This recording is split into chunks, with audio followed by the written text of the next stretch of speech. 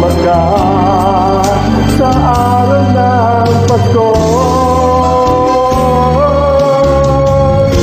Sana ngayong Pasko ay maalala mo pa rin ako. Hinahanap-hanap pag-ibig